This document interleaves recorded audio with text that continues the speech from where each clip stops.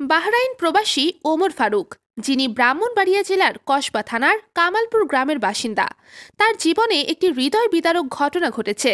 প্রবাসে থাকাকালীন তার স্ত্রী দুই সন্তানকে রেখে অন্যের ঘরে চলে যায়। এরপর মোবাইলে এক ভুয়া নারী ফেসবুক আইডির সাথে পরিচয় হয়, যা পরবর্তী সময়ে তার জীবনে একটি বড় ধাক্কা নিয়ে আসে।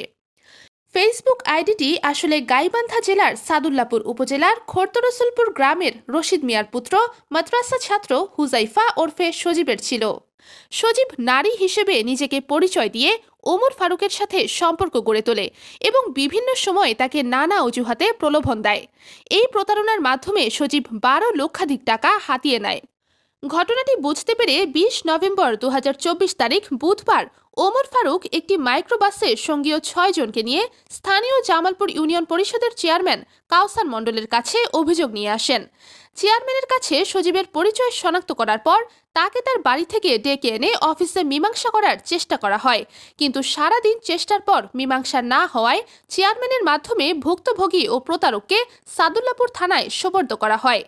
এ বিষয়ে সাদুল্লাপুর থানার অফিসার ইনচার্জ তাজউদ্দিন খন্দকার বলেন, প্রতারক এবং ভুক্তভোগীদের জিজ্ঞাসাবাদ চলছে। জিজ্ঞাসাবাদ শেষে প্রয়োজনীয় পদক্ষেপ গ্রহণ করা হবে। এই ঘটনার পর এলাকার মানুষ এবং প্রবাসীরা এ ধরনের প্রতারণা থেকে সতর্ক থাকার জন্য সচেতনতা সৃষ্টি করার আহ্বান জানিয়েছে। প্রবাসীদের জন্য এটি একটি দুঃখজনক ঘটনা। প্রতারকরা প্রবাসীদের একাকী জীবনের দুর্বলতাকে ব্যবহার করে তাদের সাথে প্রতারণা করছে।